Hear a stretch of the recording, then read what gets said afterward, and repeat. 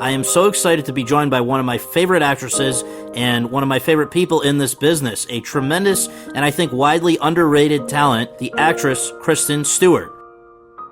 She's just 25 years old, but she's been in the business for almost all of her life. She's tiny, just 5'5", but huge, with a large and loyal and sometimes rabid following, particularly since her foray into the Twilight films a few years ago, and that's proven to be something of a mixed blessing in her life. On the one hand, virtually everyone knows her name. On the other hand, a lot of people don't realize that behind the face of this big franchise is an actress with a lot of skill and talent that sometimes has been overshadowed by her celebrity. If people were familiar with her filmography, which includes Panic Room, Into the Wild, On the Road, Still Alice, and many other movies that people really respect, then perhaps that would not be the case. But unfortunately, a lot of people only see the quote-unquote big movies and don't know that for most of her career, Kristen Stewart's excelled in indies and really never has given much of a damn about the stuff that comes with being a movie star. It's therefore appropriate enough that she's getting the best reviews of her life for a movie that basically sends up the absurdity of celebrity.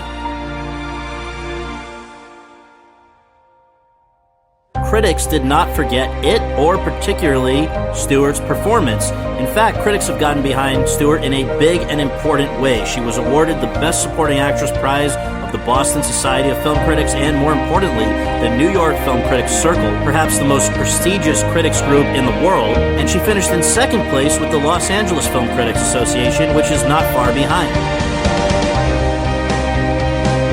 The French were ahead of the Americans on this one. Back in February, Stewart became the first American actress ever to win a César Award, France's equivalent of the Oscar, when she was awarded their Best Supporting Actress prize for her performance in Clouds of Sils Maria. Je suis désolée, je parle pas français.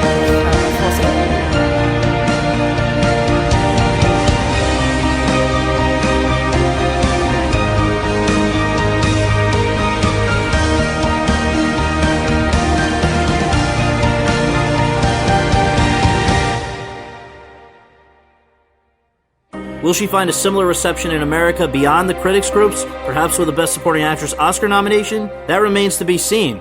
I can tell you she would have my vote.